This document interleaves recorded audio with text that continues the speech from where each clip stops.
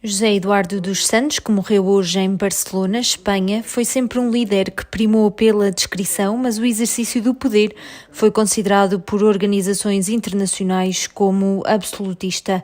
Nascido em Luanda em 1942, filho de um pedreiro reformado e de uma doméstica, recebe uma bolsa de estudo para o Instituto de Gás e Petróleo de Baku, no Azerbaijão, onde se forma como engenheiro industrial no setor petrolífero em 1969. A passagem por uma academia militar soviética fê-lo subir na hierarquia militar do MPLA, onde participava desde a criação do partido.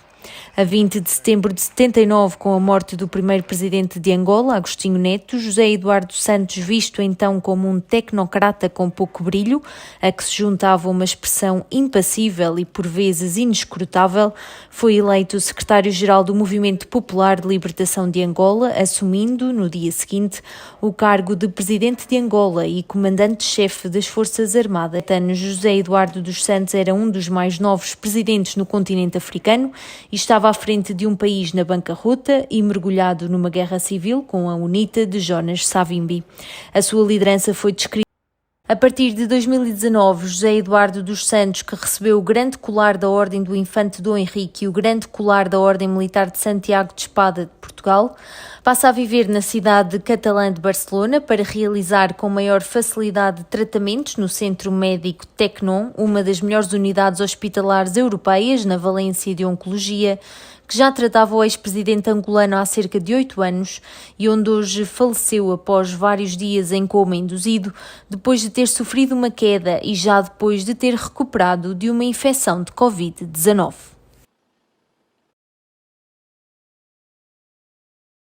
José Eduardo dos Santos, é um prazer estar aqui e muito obrigado por esta entrevista. A primeira pergunta em retrospectiva: como vê o desenvolvimento de Angola durante um pouco mais da última década, eu diria desde o fim da Guerra Civil no ano 2002? A última década foi marcada pelos processos de consolidação da paz e da democracia e pela reconstrução nacional. Terminada a guerra, definitivamente em 2002, deu-se início à execução de um programa de pacificação e reconciliação nacional, que conduziu à conclusão da formação das Forças Armadas angolanas, com a integração de parte dos oficiais, sargentos e soldados provenientes das forças militares da UNITA, então extintas, e a reintegração social dos demais. Também seguiu-se o reassentamento de mais de 4 milhões de pessoas deslocadas, a criação de condições para garantir a alimentação para as mesmas, cessando assim o apoio que tínhamos do Programa Alimentar Mundial. E, por outro lado, começou o reencontro das famílias separadas durante muitos anos por causa da instabilidade militar e da falta de segurança em muitas regiões do nosso país, não é? Ainda, por outro lado, começou-se o processo de consolidação e reforço das instituições democráticas, das instituições do Estado, particularmente, e a criação de condições para o aprofundamento da democracia e do Estado de Direito. Foram aprovadas as leis necessárias para assegurar o pluralismo político, o funcionamento normal de partidos políticos e a criação de associações de diverso tipo, garantindo-se assim o direito à livre expressão e ao desenvolvimento da imprensa privada. O país estava destruído e exangue. As províncias estavam quase constituídas em ilhas, porque as vias rodoviárias e ferroviárias estavam quase todas destruídas, danificadas ou minadas. Nessa década foram realizadas as grandes obras que permitiram reconstruir a rede fundamental de estradas e parte da rede secundária. A rede dos caminhos de ferro, de mais de 2.000 quilómetros de extensão,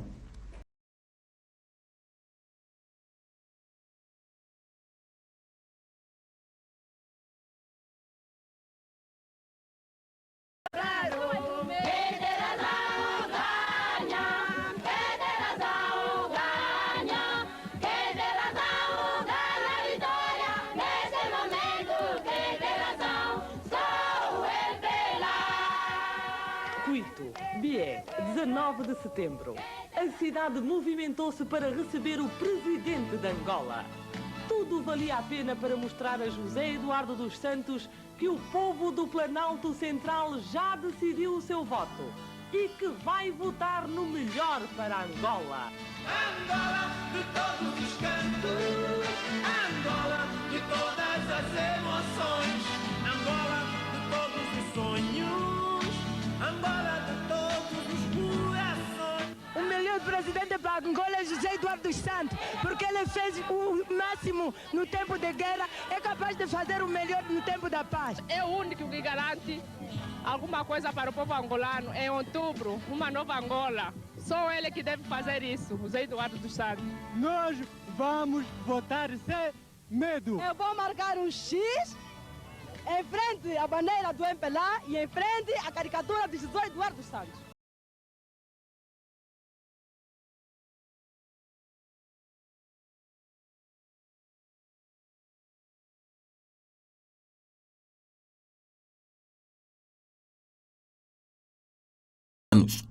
Em 1975, quando foi proclamada a independência nacional, José Eduardo dos Santos, engenheiro de petróleos, contava com apenas 33 anos de idade, mas assumiu responsabilidades governativas. Foi com ele como ministro das Relações Exteriores que no dia 1 de dezembro de 1976, Angola foi admitida como membro da Organização das Nações Unidas, um dos acontecimentos mais significativos da história diplomática do país. Enquanto membro de pleno direito da organização, os factos mais relevantes que a história registrou destacam-se. 31 de maio de 1991, a assinatura do Acordo de Abissessa em Portugal. Foi numa altura de grandes alterações geopolíticas pelo mundo e Angola procurou introduzir uma perspectiva plural na abordagem democrática com a consagração do multipartidarismo e da economia de mercado. Seguiram-se as primeiras eleições no país, mas na ressaca dos resultados eleitorais, a guerra voltou a assombrar o cotidiano dos angolanos. 20 de novembro de 1994, a assinatura do Protocolo de Lusaka. Foi o renovar de esperança para a paz em Angola, mas mais uma vez sol de pouca dura. Uma quimera. Seguiram-se mais 8 anos de guerra em que forças governamentais e militares da UNITA bateram-se até a exaustão, com desenvolvimentos importantes no teatro das operações e o fim trágico do líder da UNITA. Na sequência, José Eduardo dos Santos tomou medidas para evitar um banho de sangue e ordenou o fim de todos os movimentos ofensivos das Forças Armadas. No dia 4 de abril de 2002, selou-se o Acordo de Paz e os angolanos ganharam a possibilidade de escrever a história de uma nova Angola, mérito que os militares atribuem à liderança de José Eduardo.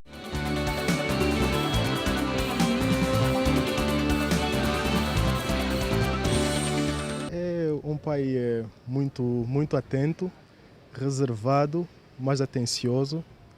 Às vezes até dá a impressão que ele conhece os nossos problemas, mesmo sem nós falarmos.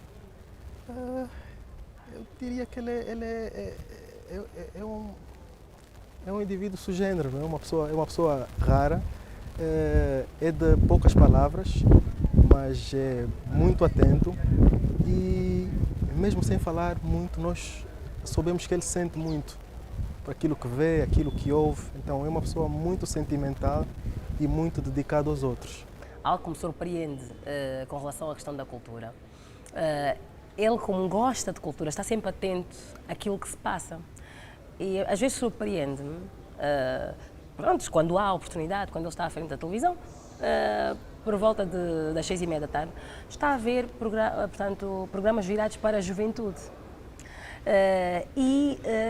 Uma vez ou outra está a dar um videoclipe de um jovem assim, com uma música que ninguém está à espera, que uma pessoa daquela geração vai falar: este jovem tem futuro, eu gosto da música dele, ele canta muito bem. E eu penso, é uma pessoa que continua a acompanhar as tendências atuais e que gosta não só daquilo que, faz parte da sua geração atual, por incrível que pareça, de vez em quando até aqueles cantores mais alternativos, nós ficamos espantados, mas de facto é uma pessoa que acompanha os tempos.